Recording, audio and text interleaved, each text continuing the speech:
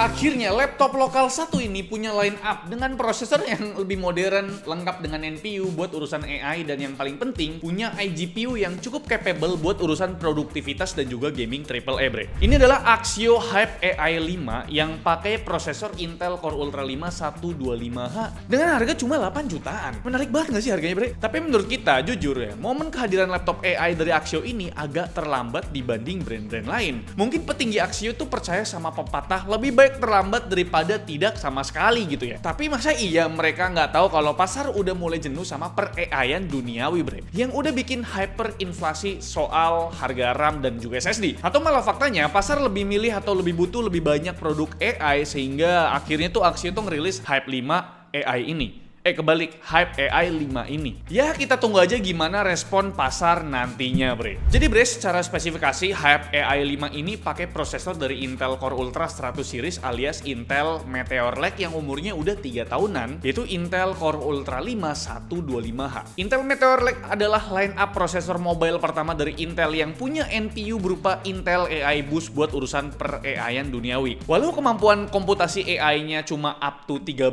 TOPS, tapi ini udah lebih dari cukup buat running text AI kayak misalkan Windows Studio Effect ataupun Copilot Pre. Pas kita tes buat generate text di LM Studio pakai model Gamma 1 billion, hasilnya dapat 30 token per second. Sedangkan buat generate image di Amuse pakai Stable Diffusion paling basic ya, itu perlu waktu hampir 1 menit buat generate satu gambar bre. Yang nggak kalah menarik, di Meteor Lake ini Intel udah mulai beneran fokus sama efisiensi daya dengan menghadirkan low power efficiency core.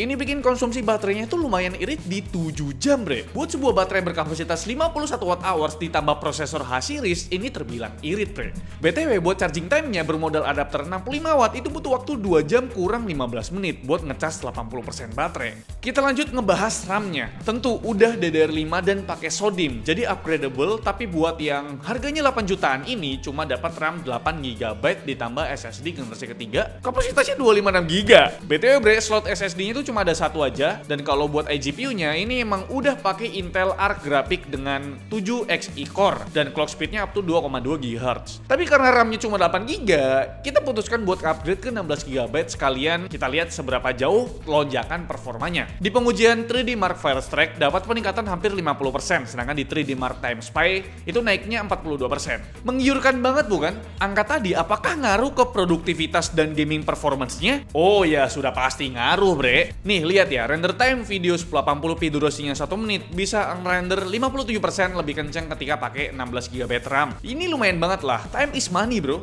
dan itu fakta.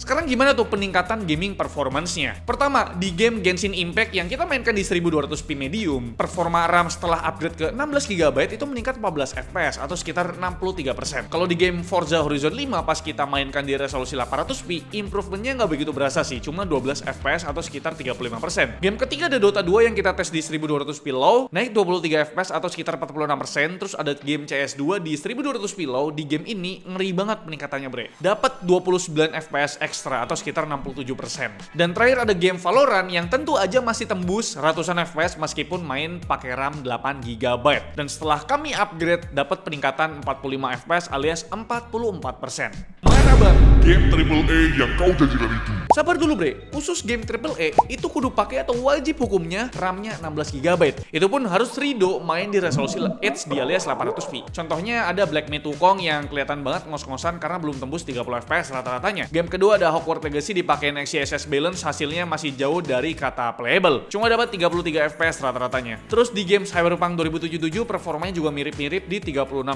FPS. Dan terakhir ada Delta Force dibantu XeSS performance, laptop ini cukup playable. Di 800p dapat rata-rata 63 FPS. Kok kayak kurang gitu ya bang performanya? Kalau kita compare sama laptop yang pakai Core Ultra 5 125H, Hype AI 5 ini posisinya ada di tengah-tengah bre. Faktor pertama bisa jadi karena speed memorinya. Dikala kompetitor pada pakai RAM solder dengan transfer speed mulai dari 6500 MB transfer per second, Hype AI 5 ini masih sebatas 4800 MB transfer per second. Faktor kedua udah tentu karena cooling sistemnya. Di table tadi, 2 teratas udah pakai konfigurasi dual fan, sedangkan 3 lainnya masih single fan, termasuk Hype AI 5 ini yang dibantu 2 buah heat pipe. Pas kita stress test memang kelihatan kena throttle-nya bre. Rata-rata suhunya tuh ada di 79 derajat Celcius dengan TDP 28 watt. Sedangkan buat suhu permukaannya ini kita ngerekam pas lagi tes game Black Myth Wukong, di bagian keyboard area tengah dan kiri cenderung hangat dengan suhu tembus 42 derajat. Sedangkan titik hotspotnya ada di lubang exhaust yang tembus 45 derajat Celcius. Gimana bre? Kalian udah tertarik belum sama performa Hype AI 5 ini? Biar keputusan makin bulat, kita lengkapi video review ini dengan ngebahas desainnya. Desainnya sendiri nggak jauh beda sama keluarga Hype series lainnya yang mengedepankan minimalistik. Build quality di sini belum pakai metal kayak Hype Air series. Di sini masih didominasi polikarbonat dengan bobot sekitar 1,2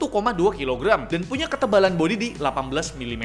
BTW bre, engsel laptop ini tuh bisa dibuka rata 180 derajat dan pas kita coba buka pakai satu jari, kadang dia bisa lancar kayak gini, kadang bawahnya tuh masih keangkat dikit lah. Tapi ini udah ya lumayan mulus lah untuk dibuka pakai satu jari bre. Layarnya sendiri tuh punya spesifikasi serupa dengan Hype series lainnya, ukurannya 14 inci dengan rasio 16:10 yang bikin resolusinya bertambah jadi Full HD Plus 1920x1200p. Dan buat refresh rate-nya tetap ada di 60 Hz. Buat kualitas panel IPS-nya jujur cukup mengecewakan ya, karena memang ini adalah panel yang sama kayak unit Hype series lain dengan coverage gambut sRGB di angka 60% lah. Tapi buat maksimum brightness-nya ini lumayan mantap lah. Udah tembus 435 nits yang berarti PD buat dibawa outdoor dengan angka minimum yang nggak terlalu redup di 34 nits bre. Kita lanjut bahas percolokan duniawi. Ini lengkap banget bre. Lihat aja sendiri. Total port USB ada 5 buah. 2 buah USB Type-C, 3 buah USB Type-A, terus ada port HDMI full size, port charger konvensional, port jack combo audio, slot micro SD card dan Kensington lock. Wih, slot micro SD card masih ada di sini.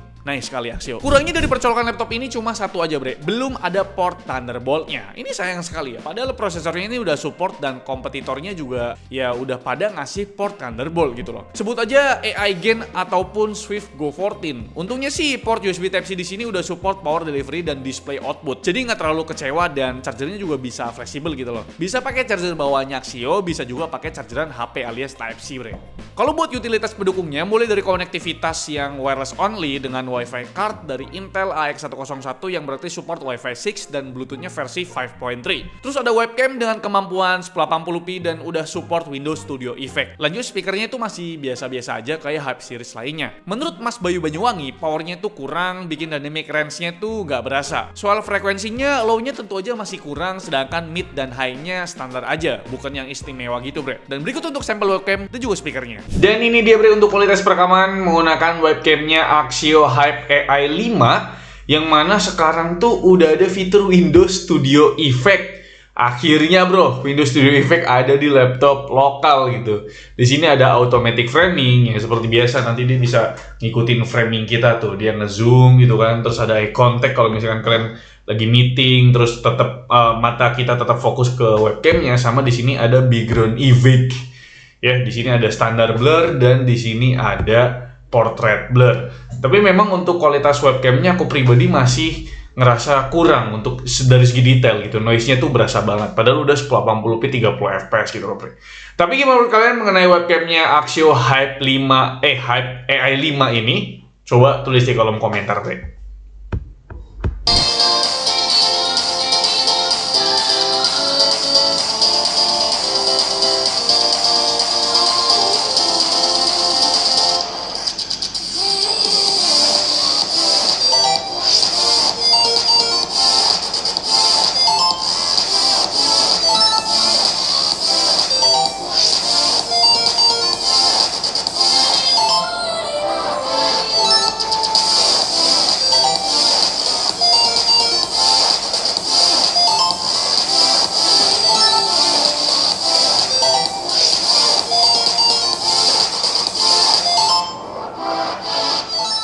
Sekarang kita masuk ke kesimpulan. Buat sekarang, cuma Hype AI 5 sama lokal sebelah yang punya laptop AI di harga 8 jutaan. Tapi kalau kalian peduli sama after sales, Axio ya bisa dibilang no debat ya. Kalau dibandinginnya sama lokal sebelah gitu ya. Walau masa garansinya sama-sama 1 tahun, tapi Axio punya garansi ADP dan service centernya lebih tersebar luas hampir di 200 titik seluruh Indonesia. Buat unit Hype AI 5 sendiri punya beberapa kelebihan kayak misalkan udah pakai prosesor yang lebih modern, lengkap dengan NPU dan iGPU-nya udah Intel Arc grafik. RAM-nya bisa di-upgrade, baterainya juga lumayan irit dan kapasitasnya 51 Wh. Percolokannya melimpah walau belum punya Thunderbolt dan webcamnya udah 1080p. Kalau buat nilai minusnya udah pasti soal kualitas panelnya yang masih 60% sRGB, SSD bawahnya cuma 256GB, sama coolingnya tuh cuma model satu single fan. Bikin potensi Core Ultra 5 125 hanya itu terlimit, bre. Tapi gimana menurut kalian mengenai laptop ini? Jadi Axio tuh udah berani pakai prosesor Intel Core Ultra series, dan ya kita diskusi aja di kolom komentar dan teriak-teriak Odin! Like video ini kalau kalian suka, dislike kalau kalian jelek banget. Jangan lupa untuk tekan tombol subscribe yang merah putih karena bukan orang merah lagi. Selfie and Sakos di channel komentar. Terima kasih, sampai jumpa di video selanjutnya. Bye bye.